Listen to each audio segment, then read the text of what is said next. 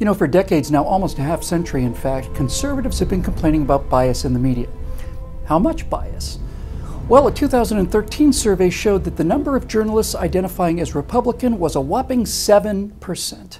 And about a year ago, they specifically polled White House correspondents. Now, this is the super elite pool. The 49 seats go to those with years of experience, extensive contacts, and of course, top pay.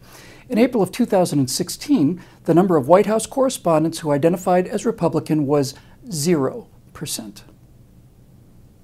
So you're trying to tell me that there's no fake news trying to destroy Trump's legitimacy and undermining our democracy? I say bull.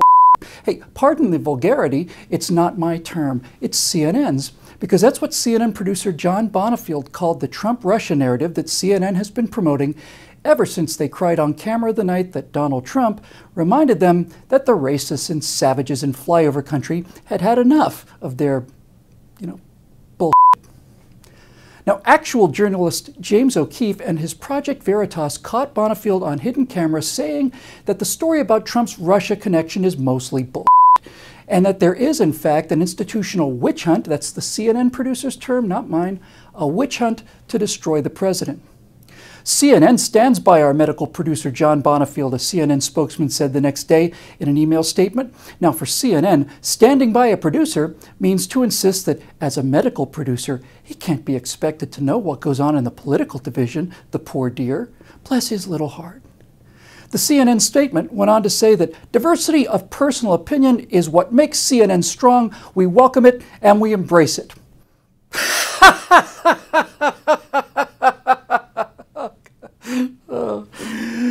CNN. James O'Keefe got started with his 2009 expose of Acorn, and while O'Keefe and partner Hannah Giles did the hidden camera work, the rollout of those videos was executed by my late friend Andrew Breitbart. Andrew understood the media information complex better than anyone I ever knew, so here's what a Breitbart reveal looks like. Number 1, make the accusation. Number 2, wait for the denial. 3, provide the video evidence destroying their denial.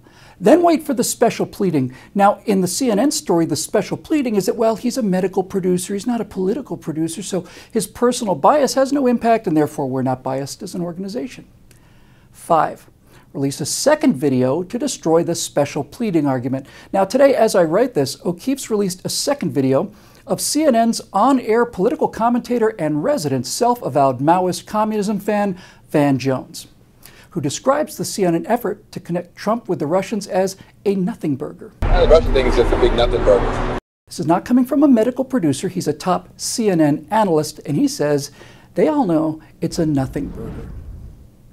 Now, if I were trying to prove a case of libel against CNN on behalf of the American people, I would have to accomplish 3 things. First, I'd have to show intent. I'd have to prove that not only was their coverage of President Trump false, I'd have to prove that they knew it was false when they ran it. Second, I'd have to prove malice, that they committed the falsehood in order to harm the president and his tens of millions of supporters. And finally, I'd have to prove harm. The libelous statements, known to be untrue when CNN made them, had to be driven by malice, but also had to actually harm the victim in a measurable way.